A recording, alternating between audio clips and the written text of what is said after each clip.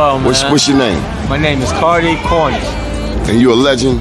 I'm a legend. You're a legend here in Baltimore City. Where we at right now? We live in the 17, Pennsylvania Avenue. The legendary Pennsylvania Avenue. Man, the last time I saw you here, you were doing something just across the street here. What were you doing? Oh yeah, I had some food left over from an event. We brung it out and fed a couple of people, man. Why you do that? Nice soul food. Why you do that? Man, the love that God has shown me in Christ, man, it overflows. That's how it overflows. That's right. We got more than we can use. Already was high within San Antonio, Winchester community, but the age group is getting younger. Children under the age of 18 being murdered in San Antonio has a high peak right now. So our goal is to catch the children.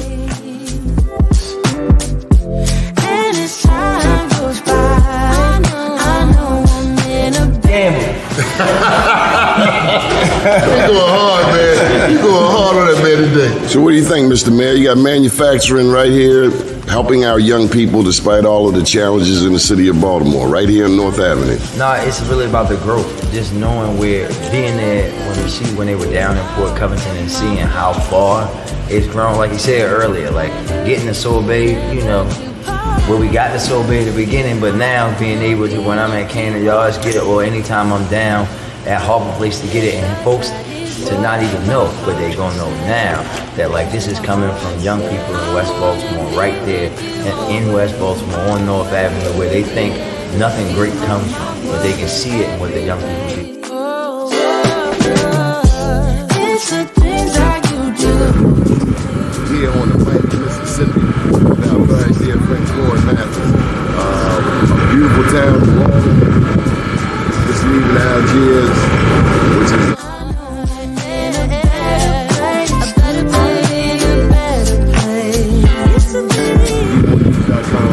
an update 10 years since Katrina.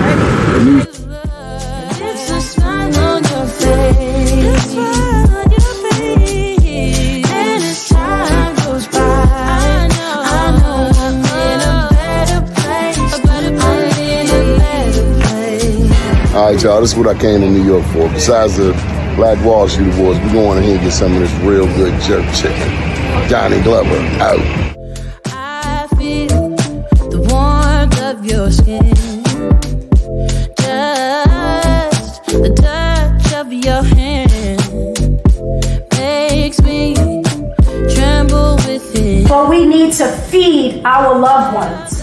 DOTS needs to rescind this package policy program so that our loved ones are able to eat every day in that filthy facility that we have some stars in the building. Welcome to the Donnie Glover Show. We have some very dear friends with us. Come on in, Andy, Richard Deshay. Hey. I want to take a moment and just thank Dr. Tyrone Taborn for this network and STEM City USA. We've been away for a minute. My house was being lead abated, so I had to be out for 2 weeks. And then when I came back, everything was different. And nothing was where it was. And so it took some readjusting. Anyway, let's go around the horn. Byron, let's get an update on Dream Makers Network. Well, good morning, everybody. It's so good to see all my brothers in here today. I hope everybody had a great summer and back on the battlefield, if you will, as my granddad used to say. It was Byron Dees, founder of the Dream Makers Network. We're a professional services company, provide financial management services, professional networking and business consulting for small businesses throughout the country. And it's just always a pleasure and excitement to connect with Brother Donnie Glover and Richard and Andy Pierre and the whole nine. So it's so good to see you guys. During that intro, Byron, I saw your eyes light up when I talked about jerk chicken. Yes, sir. Yes, sir. When you said jerk, I said, well, where exactly in New York is that, brother? I need to, the fact that you had to make the trip. Yeah, up on Malcolm X. I never miss it. Andy Pierre, welcome back. How we doing? How we doing? And we missed you. Yeah. And let me tell you, sometimes you got to take a pause for the cause. Yeah, it's like recharging, taking time, recharging, getting your what is it, your mens rea back, right? Yeah. What you been up to? Well, I'm still out here. We're trying to grow. I'm working on a couple of projects with a few smaller candidates, and then New Jersey. New Jersey has that governor's race next year. That's going to be interesting. Ras Baraka's getting That's in it. Baraka. There we go. hmm Let's see. And just continuing out community engagement, helping people get elected.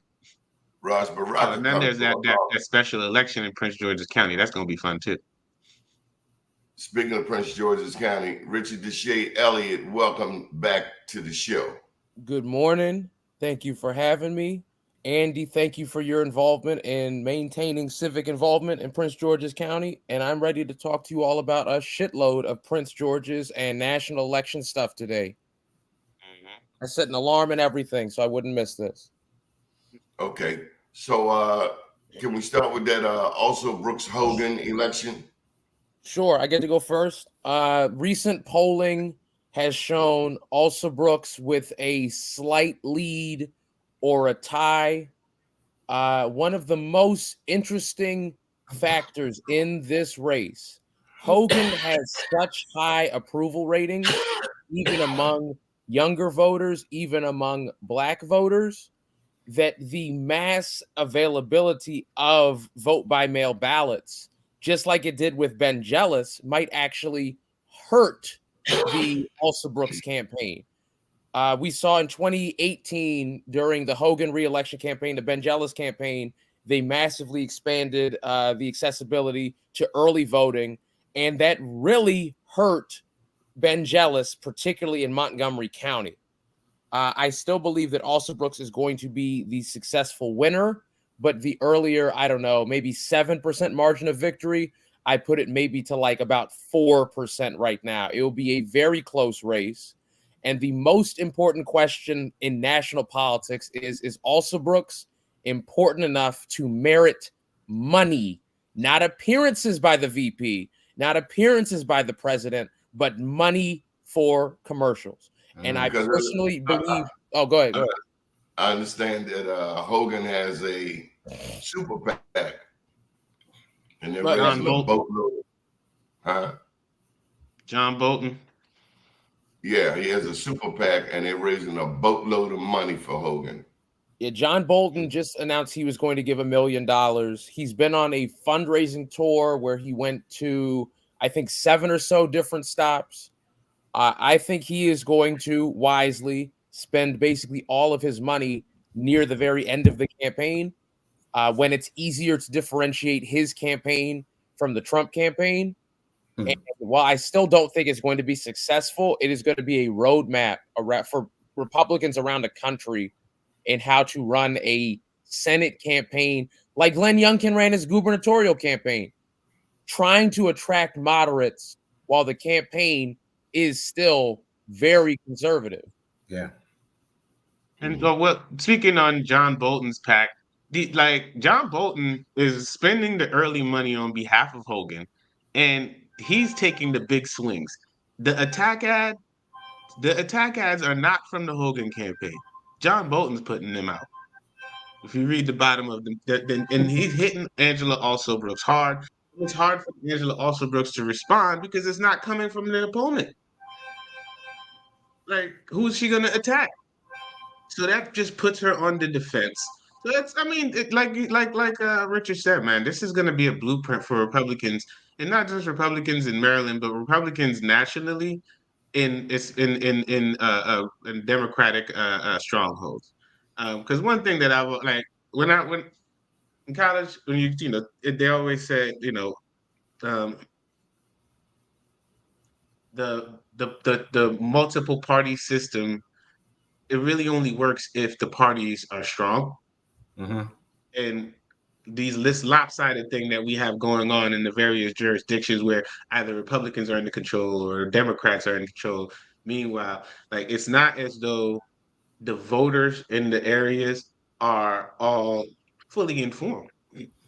Like, even with this Alsobrooks thing, people have no real idea as outside of Prince George's County, where it seems to be where Alsobrooks wants to fight this whole battle. And like people have an idea of Hogan, but they don't know what he's going to stand for in Congress. People have an idea of what Alsobrooks and what she's done in Prince George's County, but they don't really. Either they don't trust her vision or don't quite understand her vision, or because at the end of the day, I find that Democrats keep boiling down their arguments to be very myopic in the sense of, oh, we need to stop Trump. Nobody cares about that. We're going to do it. It's something that's going to happen. But what are you going to stand for outside of stopping Trump in November? Because there's like 4 years after November. Yeah. And, it's interesting when we talk about the influence of John Bolton in supporting Hogan, because, I think it's important for folks to know what type of Republican Hogan is and who he will be if he becomes a senator, and what does that mean for the citizens of Maryland? And in that situation, this is not Reagan's Republican Party, and he loves to tout that type of Reagan Republican, if you will. That party is no longer around, and John Bolton is quote unquote one of those Reagan Republicans who have had ample negative things to say about Trump over the years. So if that's the case, are you just gonna, if you become the next senator, United States senator who's a Republican and always clashing, are you gonna become what's the guy's name? Mitt Romney. Mitt Romney is in his own lane. They don't even welcome him to any MAGA events. He's just a voice, a loner, if you will. And so they have to kind of help the American people, and particularly in this case, Marylanders, understand what is the value of a quote unquote non-MAGA Republican in the United States Senate. Can you get anything done and working outside of the current caucus? That's the real question that Hogan has to really clear and try to articulate. Well, it's going to be hard for him to do that, in my opinion, because I don't believe Senate is his end goal. I think the White House is his end goal. And so he has no plans of being there long enough to do anything. But could he be president? Huh? Could he be president? I could see Wes Moore as president. No. Huh? I think that even Governor Moore, Maryland is not a great state to start from. We don't have many votes. We don't have that much total money to donate to races. Even if Hogan were to run as a presidential candidate in the Republican Party, there is no state that has the large number of moderates that are registered Republicans. The only state where I could see him doing well are New Hampshire and Maryland.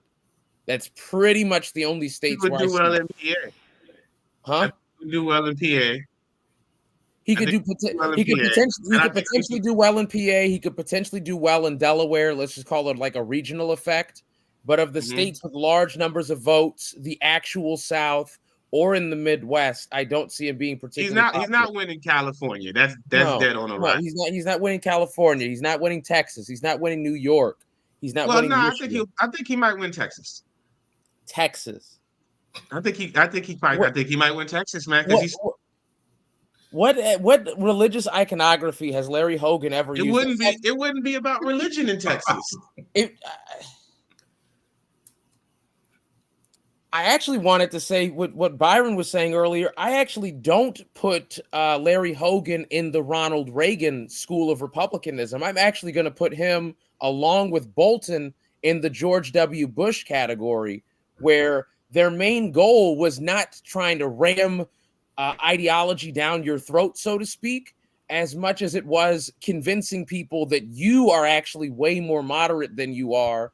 And in truth, this is my honest opinion, being significantly worse at governing than the Trump people. I still stand on George W. Bush is the worst president of the past 50 years. Trump is very bad.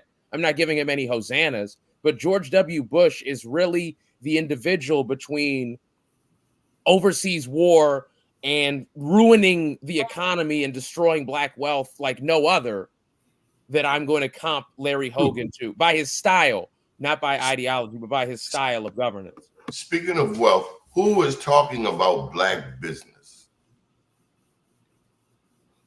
Of those two, of those two, that's a good question. I Nobody. will say right here that I think the best arguments for Alsobrooks relate to the Supreme Court and the majority in the Senate. Who do you want as the tie-breaking vote? It used to be Kamala Harris. It could be Angela Alsobrooks, or it could be Larry Hogan. And while the Alsobrooks campaign has, as many people have said, is focusing, I think, on visibility, reproductive rights, and the connection between the Senate nominee and the vice president, soon to be president, I believe, which I think are all three magical, wonderful things. But you actually have to understand how government works to value those three things. Yeah. And I don't know if most voters, let alone most people, understand the value that particularly number 3 has on that list. You know, I'm glad, Don, you brought up black business, because number one, there needs to be a champion and advocate for black business from a legislative perspective. And you don't have that. In the closest we get to having an advocate for black economics, and we just kind of subcategory black business in there, is anyone who's fighting against Project 2025.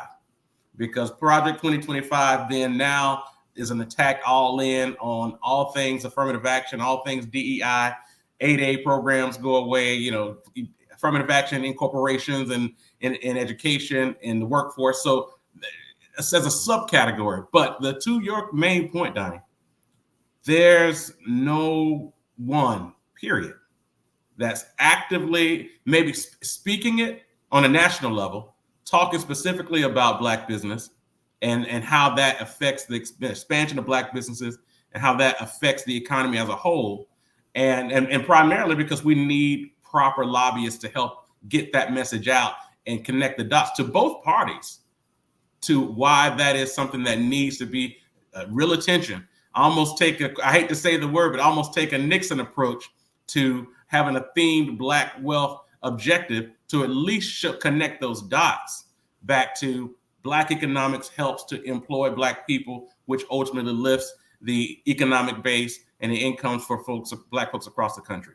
And let me just put this in there. We had on WEAA yesterday Robert E. Harrington. He's the largest underground utility worker company here in the city of Baltimore, and he just got a $26 million contract.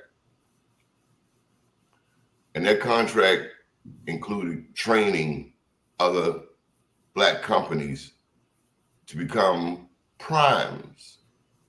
So often we talk this thing about minority business enterprise, and there's this underlying, assumption that we're large and in charge when actually we're just subs, we're subcontractors. That's right. And he also spoke about out-of-town companies actually getting the prime contracts. So these out-of-town companies that get the prime contracts and come here and try to tell a company like R.E. Harrington what to do. Mm-hmm. With them getting this $26 million contract, he becomes the prime. Me, myself, I hate the term minority business enterprise because it's misleading. Mm-hmm.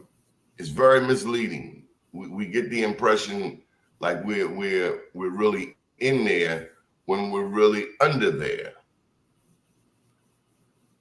Do you think our politicians, and we live in what, a 9-1 Democratic Baltimore City, what's Prince George's County, Richard, ratio?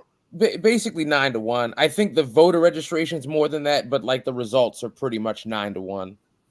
So my point is, if we're so much 9-1, do we get the benefit? We sway any election. Any election in the state of Maryland, they got to come to Prince George's County, Baltimore City, Northwest Baltimore County. Mm-hmm. Do we parlay that enough? Are we skilled enough, or are we still political neophytes? as a community?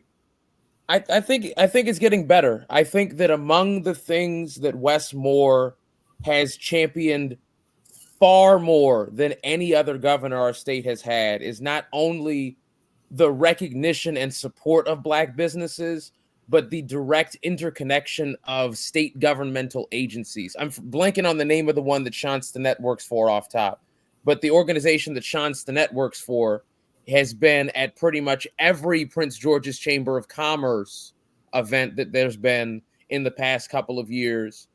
Prince George's is now leading the state in small business development and in jobs that are being created more than Montgomery County. I think that rather than this being a local elected struggle as it has been, you could say pretty much since the 70s, that by electing Governor Moore, by soon to be, I think, electing Senate nominee Alsobrooks and also Kamala Harris, the large scale government giveaways of money during COVID, we will see much more so during programs like what soon to be President Harris is talking about with the 25 grand for first time home buyers, which would be very big for Prince George's. I also like that you brought up Project 2025 because that shit is as anti-Prince George's as it gets. This county would become a rural backwater again if you got rid of all the Fed jobs. I also speaking of Project 2025, now on my sidewalk conversations with folks, whether I'm out with the field team or just doing just random stuff or hanging out by the bus stop talking to people just to see where their mind's at, I have found that we are really failing at articulating the day-to-day effects of Project 2025 on because when I bring it up with certain folks, they're just like, oh, that's only going to affect the rich Blacks. It's only going to affect this other. It's not going to affect me. And even though I could sit here and I could talk to my head is blue about all the different provisions that would affect them on the day-to-day basis, but without the echo of everybody else within our, let's call it the Democratic echo chamber, and them articulating the other points that don't just affect upper class Blacks. That would get that mass effect that people are looking for.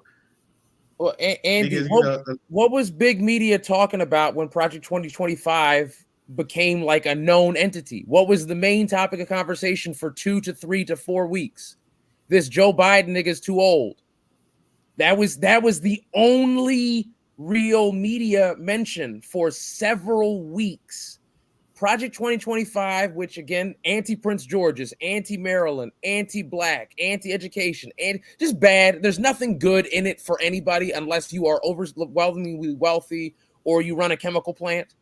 But I agree with Andy on that explicitly. Media, particularly large media, New York Times, Wash Post, etc., have done a very poor job on framing the day-to-day impact that would have on virtually any Americans. Yeah. The recent meat recall is basically a side effect of Project 2025. Let's deregulate so there can be mold and mildew in your meat. I don't know anybody clamoring for that personally, not even the vegetarians. Yeah, and the other part to that is even when there was an attempt, if you will, maybe about a week or two from national media to try to talk about Project 2025, two issues. Number one, Trump ran away from it as fast as he could and said that he had nothing to do with it, even though the people who wrote it were all his people from his staff. So that's number one. He ran away from it and said, okay, well, if he ran away from it, we can't keep pushing this narrative that's his. So that's number one. Number two, though, and I think it's the real from it, and a week later he got shot. Yeah, exactly. That definitely ended the whole conversation, right? Whatever that was. But see, Donnie, you weren't around for us to have a conversation on that because that's another topic. No, Donnie was. Donnie asked. I declined. I didn't want to get in trouble. Oh, okay. but the word on the street was you had one job. Oh, actually, you did do that. I forgot. That's right. You did. But with that being said, the real issue, and back to your point, Richard, is that when Project 2025 was actually getting some media storm, they never really honed in on the fact that the word woke is in that manifesto over 100 times, probably, just to highlight the fact that all these things that smell like DEI and that smells like affirmative action, we're getting rid of it. There was no one really able to really champion that message to say, how does this really affect Black people? That was the piece. And here's the bigger challenge that we do also run into. And we don't have this conversation enough. But when the word woke is mentioned in Republican circles, especially MAGA circles, they throw in homosexuality and transgenderism and all these other things with Black economics or anything that is identified as a set aside for the progress of Black folks. So then they're spending more time on that social piece that they don't like transgenderism or whatever the case may be with our plight as from Black economic perspective. So we have to have some people who can articulate the fact that get all the social clutter away from a Black economic objective. That's the issue when it comes to trying to articulate to voters, what does this mean for us from an economic perspective? One final note before I let Andy talk. The soon-to-be president has also wisely not done many interviews, not gone and talked to the press. Press has shown very clearly, at least since the debate, they are hostile to that campaign. And because big media is owned by very, very rich people who love tax cuts, they have treated Trump with the kid hands in the election where he's arguably the scariest. A man running on pardoning his friends and sexual assaulters. Like, that's what he's running on. That is like the core theme and ethos of the campaign. The January 6th people are actually patriots and they need to be freed. They need to be back among us. In the election where he is running on the most anti-American themes, the most unpatriotic themes, he's being treated with kid gloves. In 2016, it was curiosity. You could even argue it was curiosity and the desire to grow media interest. In 2020, it was, I'd say, more coverage of the pandemic and how the pandemic was being covered. In this one, they are more so criticizing Kamala for not giving interviews, for not having the entire policy platform planned when she's been a candidate for like a month and a half. Trump has been a nominee for 8 years. Byron, explain this whole capital gains tax that Kamala is talking about. Yeah, I mean, so here's the point on capital gains tax. And again, the only people who have capital gains are people who can sell something for capital gain. So if you sell a business or if you sell a house, you sell a stock, the taxation on that is not like ordinary income tax like we pay every day, but capital gains tax is the fact that you sold something, whatever you made as a profit, there's a taxation on that, which is lower than the ordinary income tax, I should add. Why is that important? Well, it's important to wealthy folks because they don't want to pay that tax. So they're trying to figure out, how do I avoid paying that tax? Especially in the real estate, they'll just roll that into another property to avoid paying it. That's how Trump has avoided throughout his years. The experts are saying that her rhetoric on capital gains is impossible. Like, it can't happen. Like, it's not feasible. Yeah, anything is feasible in America. I mean, this is and relative to the rest of the world, I don't think people really get it because this is capitalism. So because there are people who are poor and impoverished, but this is an extremely wealthy country with a lot of resources that are on the side that's not even in the game. So eliminating capital gains taxes or in her case, increasing the tax on capital gains is, again, it's just another way to basically have those who have assets to sell, who are all the time selling assets, to pay into the system. And here's one thing about this, right? And they love to talk about welfare moms and welfare this and welfare that. Corporations and folks who have capital gains, they got the biggest welfare support from the government than anybody I know, much more than the average person who doesn't have a job. There's more deferring taxes, eliminating taxes happening for or just giveaways, if you will, for corporations. And a lot of these guys are my clients, so I'm not even here to try to knock it. That's the tax code. But if the fact is, they'll say, well, listen, we're giving you a handout through welfare, and it's small chips compared to the if you do a tax cut, if you forego, number one, if you talk about the corporate tax rate, I mean, that we're living in the Trump era tax policy right now, which is the lowest it's been in like 7 years. Years. So even she's not even trying to bring it back to Obama years. She's just saying, let's bring it back to 28%. So this is it's all political rhetoric, but unfortunately, it's hard to articulate that when you're saying the question is, there are people who don't even have capital gains. The working class folks, that's not even something that I shouldn't say ever, but they've never experienced, and they don't have a real interest. It's not a page in their IRS book. It's not a page in my IRS. Oh, it's not a page in my IRS book until they call me back 6 months later. What else is going on? What we got to remember is the other side. They're much better at framing their arguments than than our side, right? They like where we need to be talking about closing tax loopholes because that's something everybody can understand. We're talking about capital gains and all of these words, and then meanwhile, the other side, they're like welfare queens. They're giving people like, hey, this is easy to talk about at the bar. It's so sad, man. I want to say one quick thing about Kamala Harris, though, and if we talk about track record, if you look at the past, the whole time she's been vice president, every year for the Black Chamber of Commerce National Conference, she's been a speaker. Every year.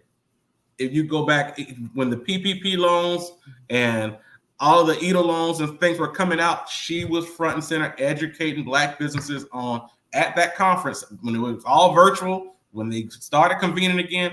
She's been at the forefront with Ron Buxby talking about these issues. She has a track record when it comes to Black business. So I want to make sure, but the thing is, people may not know that they need those types of champions like Ron Busby, people who run those organizations, to get out and talk about that, because tell them who Ron is. Ron Busby runs the Black Chamber, the United States Black Chamber of Commerce, and he is really helping to address a lot of these issues relative to DEI, AA, making sure that contracts are staying available, federal contracts, working with corporations to make sure there's supplier diversity programs for Black businesses. So these are people who do this every day, and she has a track record of working with him and others to really further and make sure that we're not lost when these opportunities are coming through from the federal government. Tell me about the school shooting that happened down in Georgia this week. If I know the details correctly, a 14-year-old went to a school, shot at least 5 people, and in one of the saddest twists of what I saw, one of the students, a young Black kid who was a victim, was depicted as the shooter in the local news there. Like, he was in the story saying, 14-year-old boy shoots up school. He was used as the image. And I'm not going to say it's procedure, but at least as far as I know, when there's such an incident, it is always the school itself, like the exterior, or the shooter that is depicted in such an image, because there's immediately widespread vitriol towards the presumed shooter, their family, the people that know them, anybody in that circle. So that's one very disturbing twist. It's a horror that somebody that young could have a gun, has previously gotten in trouble for having a gun, whose parents were cited by the FBI for having guns in the home. And this is a trend that just is not a trend anymore. I'm sorry, it's not a trend. It is a continually happening event. It was a trend in the early 2000s when it seemed like they might stop, but they have been happening increasingly with younger people involved, with more victims involved, and saddest of all, with less reason involved. I was bored one day and did it. I thought this would get me big fame. Reasons don't even exist. It's just you showed up one day and went off on everybody. For why? And it's a tragedy. It's a horror, and it's uniquely American. It doesn't happen anywhere else. Byron, should the parents be held accountable? 1,000%. I mean, this boy is 14 years old. The FBI showed up at his house last year about his online rhetoric. The daddy later bought him an AR-15 for Christmas after that. I mean, there's something very fundamentally wrong that's going on here that I don't think it's the thing is, I don't think a lot of black folks get it and understand that culture, what's happening. You know, there are a lot of, you know, it's interesting. A black parent would have whipped his hind parts. That's what I'm trying to say here. A black parent likely would have lost rights to the child. That too, definitely at the FBI level. The first time the FBI showed up, they would have lost. There would have been child hope services showing up. I mean, so there's a lot. I think there's a lot happening that we don't understand as a black culture because we just weren't raised that way. That is happening every day. That is a normalcy in a lot of rural white homes. That Andy Pierre, did your mama buy you an AR? No, but she did. I used to go hunting every year in West Virginia, starting when the age of like 8. And so by the time all of my peers started playing with guns, I was already proficient with a firearm, and so I didn't even want to touch it. I was like, "Oh yeah, you got a little deuce? Yeah, that's cool. Let me get away from you, buddy."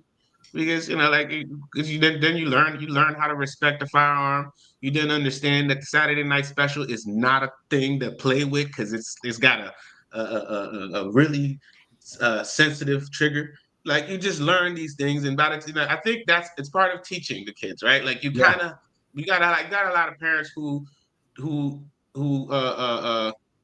hide their kids from the bad things of the world so that they end up having to learn it within their own little society, and then they learn the worst parts of whatever the situation is, right? Like it's uncomfortable conversations that have to be had with the child. It's uncomfortable things that you have to teach the child. Yes, you have to teach your child how to respect a firearm in America. I am weary of anybody who wants to get rid of my right to bear arms. I'm like, oh, you must want us to get invaded by Canada or Mexico. But I've always felt like the right to bear arms is one of the main reasons nobody wants to come here to try to invade us because they don't know who's going to shoot them. Mm-hmm. Let's talk a little bit about immigration. What's happening with immigration, Richard? I'd say the biggest change, and this is a very, very large change, has been that during this administration, governors in Texas and a few other states have quite literally been shipping migrants to New York and to other states. I was unaware that you could do this. It sounds to me like a violation of federal law, but given that the Trump administration has placed quite a few judges in place all over the country, this has been going on. Republicans are trying to hold Kamala Harris responsible for immigration when they literally torpedoed the border security bill. I'm not even saying I supported the border security bill, but I don't support hypocrisy of you claim you want to address immigration, and then in probably the first time since like Gang of 8, which was like, I don't know, 2014 or some shit. I was a child. Since the first time since I was basically a child, there's opportunity to address immigration with any kind of new procedure, new policy. Republicans torpedo it. Trump is taking the sort of Nixon approach, but on the domestic level of y'all have a goal. I have a claim. I'm going to ramp up my party's goals to fuck up your goal so that you look bad. And nobody can blame me because I'm not in party. I'm not in office. Yeah. I don't think it's going to work. I don't think immigration is the biggest issue. I think it's inflation. I think it's been inflation. And I think that Trump is really quiet quit on the campaign. I think that for multiple weeks, J.D. Vance is the more visible person, and J.D. Vance is singularly unpopular. The only people who like him are tech CEOs, and that's like 8 people, literally. Yeah. So speaking on the immigration situation, right? As a first generation American, One thing that I've always been with, like ever since I got involved in this public policy industry, I've always wondered, like, how come we keep trying to solve this hard problem with an easy solution? Putting up a fence, freaking border control. And I was like, I'll bet my bottom dollar. If we just revamped the legal immigration process to streamline it, to make it so that, not only do we respect the education of the people, we also don't have them waiting 3 years to come to America, right? I'm willing to bet my bottom dollar that the number of people coming in illegally is gonna drop significantly. Are you saying Ellis Island actually worked and that we should bring such a system back? Well, I mean, we got what we got, but I think it does. No, that exactly. There are how many hundred million Americans could trace their reason they're here to some person who came in through Ellis Island, might have had a cold, might not have even spoken English, and they were in that dock for a week to 10 days, and then were Americans. When did it stop being an acceptable practice? For me, I think that's perfectly fine.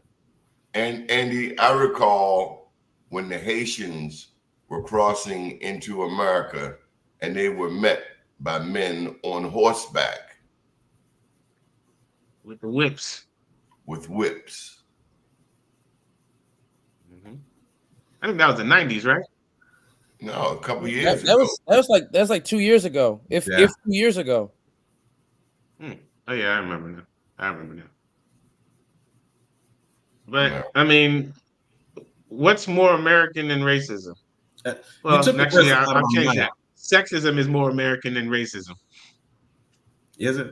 Yeah, no, it's a close. Well, Catalina Bird used to always say that sexism runs deeper than racism in America, and I think she hit the nail on the head with that one.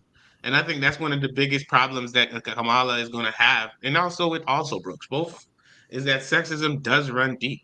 People are predisposed to underestimate the abilities of a woman. And it's like you watch like Trump, you watch Vance, they will attack Kamala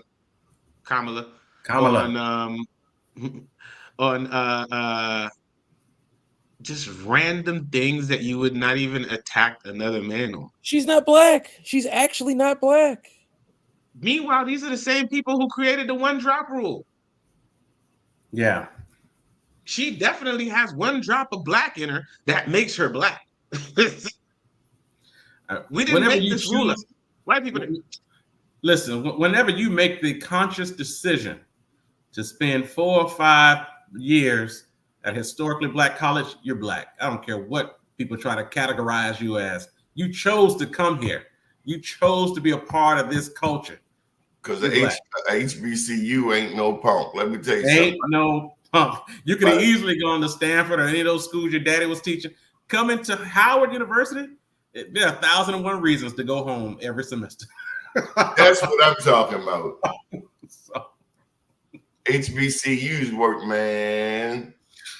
By the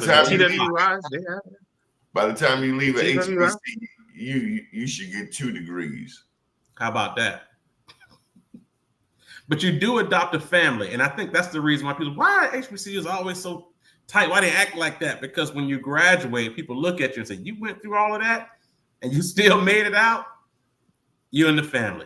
So that's it's different from just going to any random school. And so she grew up in California. It could have easily. So Richard Dozall's black. I have known some people even go back to the 70s. One of the comptroller's employees, Clem Kakis, he went to Morgan in the 70s. Mm-hmm. He's very Greek, but I love him for going to Morgan in the 70s.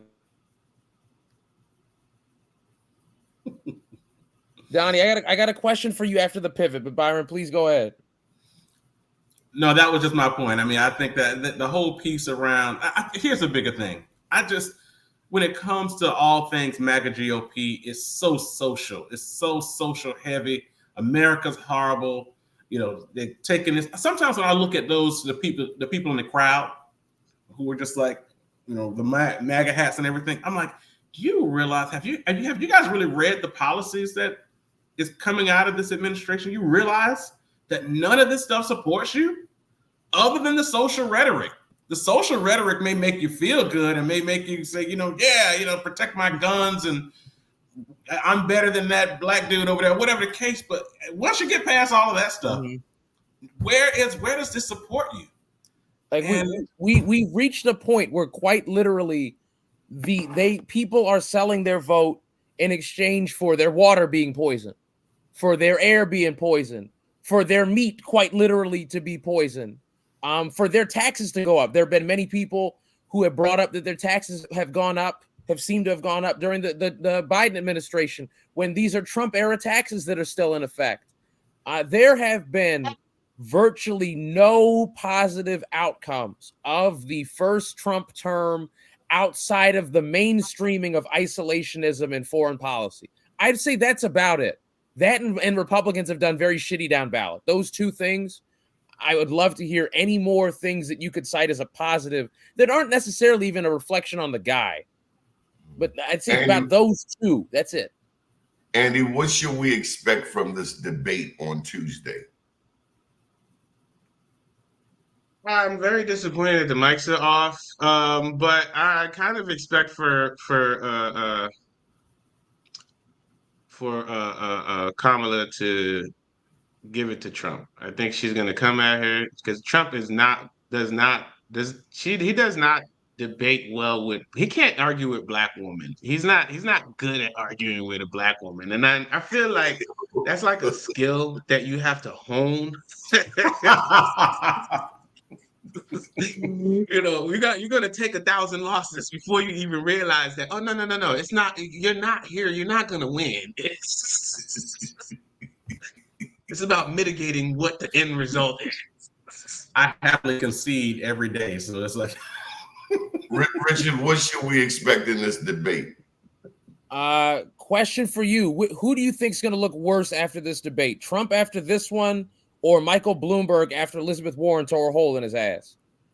I think that's the comparison I want to give. I think that during this debate, that Kamala is going to talk about not just like she's going to hit him with like meet the Grahams, like your dad was a Klansman and he denied people housing. Like you've not done anything for anybody in your whole life without getting a check or a tax cut out of it.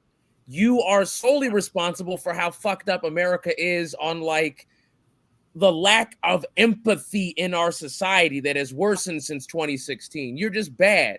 And when you almost got dome shotted, nobody cared about you.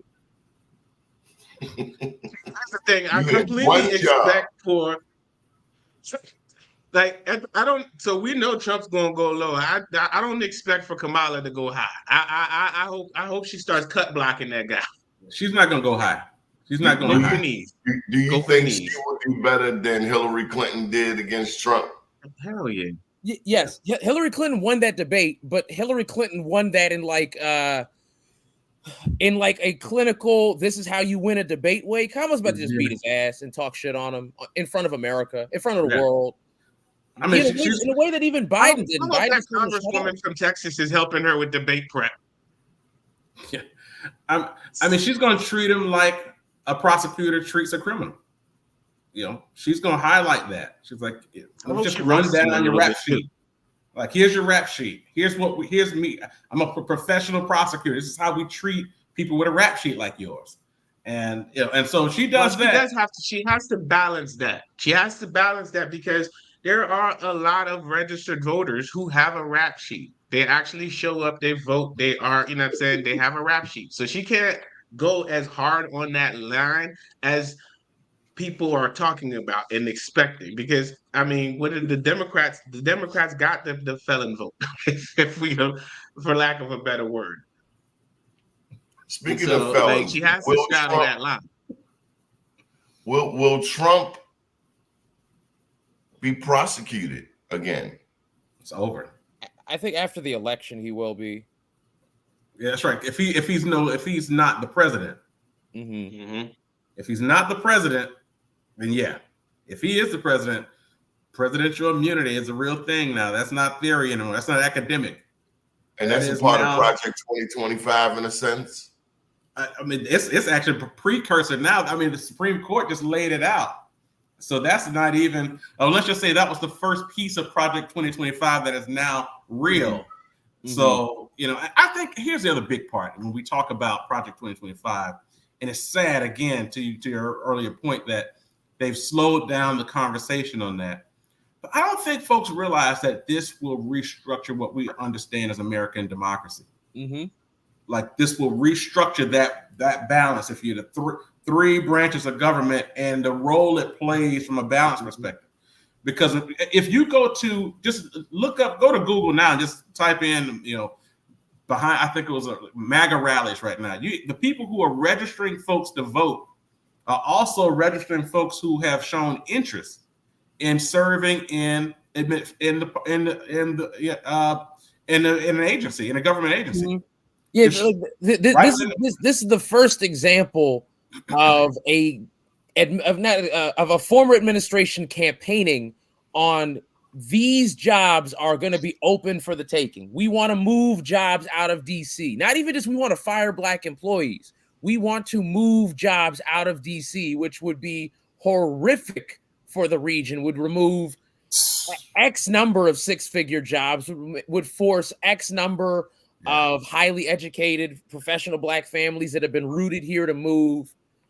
Like, on that note alone, even if that was the only thing, even if the only thing was basically an assault on the civil service system, that is so bad for Maryland in particular. It should be DOA here. And I think that's reflected. I think that Kamala Harris probably has higher approval ratings in Maryland than in any other state. Joe Biden, Delaware had us beat, I think, the whole time. And that was it. There's not that many people, and that's literally their boy. I think that we were in the top, threshold of states the whole time. I think Kamala's number one in Maryland. And I think that might remain the case for some time. Andy Pierre, tell me about Supreme Court Justice Clarence Thomas.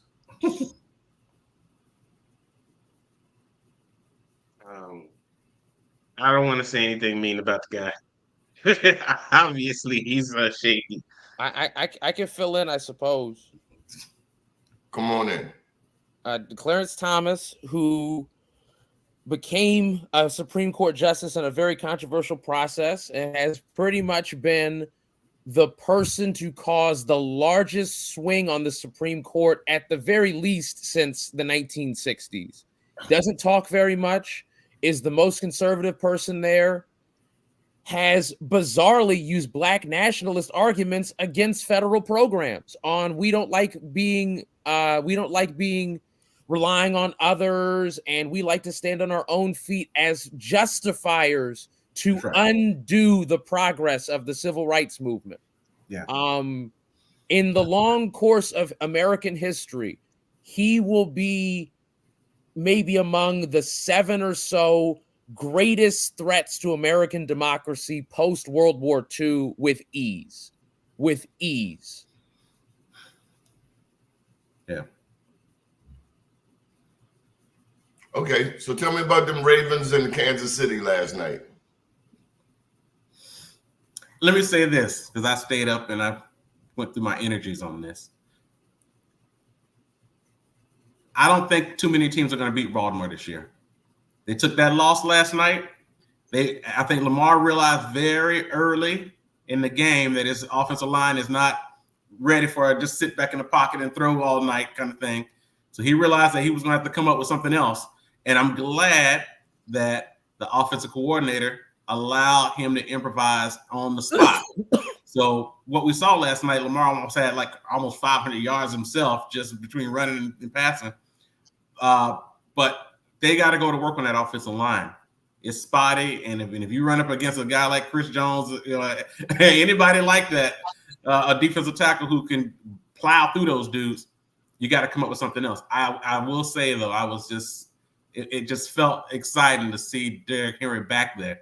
They still got to figure out how they're going to effectively use that. And he had a touchdown and was a factor, but it's exciting to see that the potential of that throughout the rest of the season. And Andy Pierre, did you watch the game? The only sport that I watch is blood sport, and that's politics. You don't watch basketball even? Nah, for every 4 years I watch soccer. And if Haiti's in the CONCACAF, I'll watch that too. Damn, Andy, even I'm allowed to like basketball. You're allowed to like sport. My son likes basketball, and I'm like, man, how you gonna like some sport that I know nothing about? Hey, the greatest score of a basketball in human history renovated a gym in my district where the mayor and the city council members were supporting me for the vote. I have to love basketball. It's anti-Prince Georgia not to love basketball. Shout out Kevin Durant. Yes, major Kevin shout out Durant. to KD. Major shout out to KD's mama. They take care of the community. I actually did watch part of the game, Donnie. Number one, the referees do love Kansas City. Illegal formation is a wild call under almost all circumstances.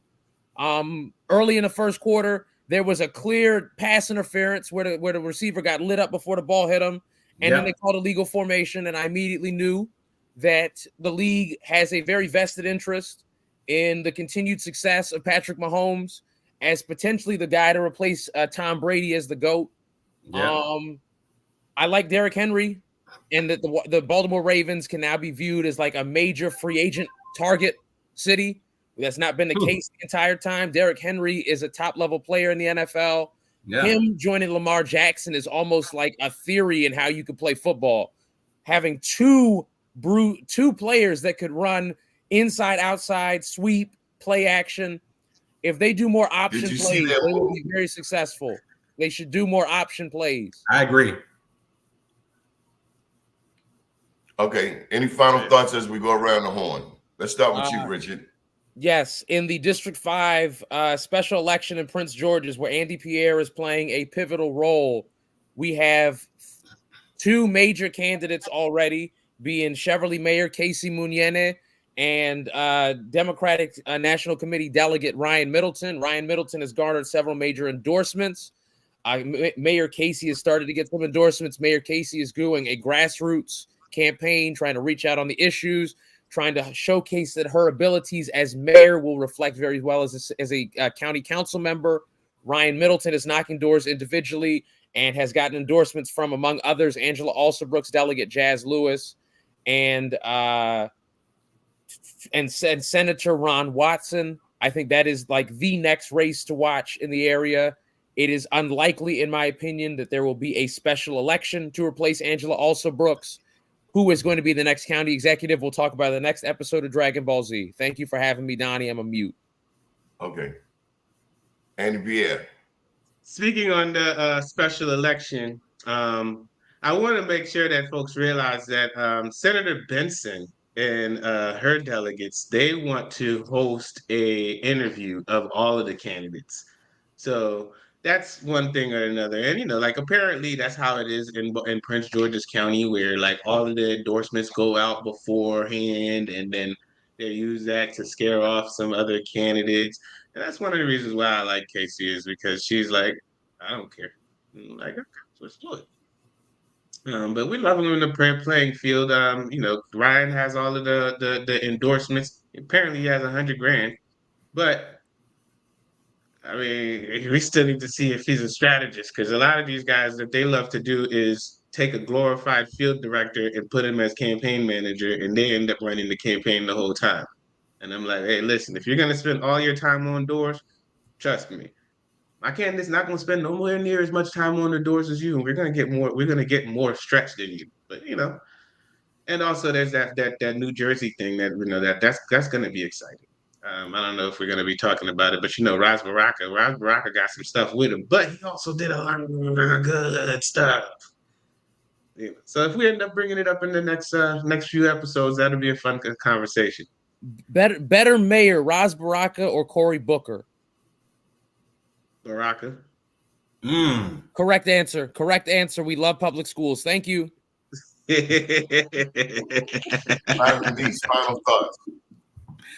Final thoughts. Listen, I think next week all Black folks should show up to DC, to Congressional Black Caucus Week in DC. It is so important that as we have these same topics that we touch on, what are the legislators doing? What are the executive branch doing for Black business, Black economics? We have to get specific about how we want our legislators to act on our behalf, and not just the behalf of the Democratic Party, but on behalf of Black people. Show up. Don't just go to the parties. You know, it's going to be a host of receptions and parties going on next week at Congressional Black Caucus, but come to the hearings, have conversation with the legislators, with the aides, to begin to shape policy that is definitely in line with the interests of Black folks. So come to Congressional Black Caucus next week in DC Civic Center throughout the week, and come to the cookout. Associated Black Charities is hosting this cookout next Saturday. Definitely come out to the cookout. I'm trying to think of the location, but definitely come out to the cookout. Look for AssociatedBlackCharities.org to learn more about the cookout on next Saturday at 10 a.m. I'll be at the Pratt Library Central Branch on Tuesday, giving away books. Journapreneur, come on down and join me, 6:30. My name is Donnie Glover. Gentlemen, thank you for joining us, and welcome back. Thank you. Yeah.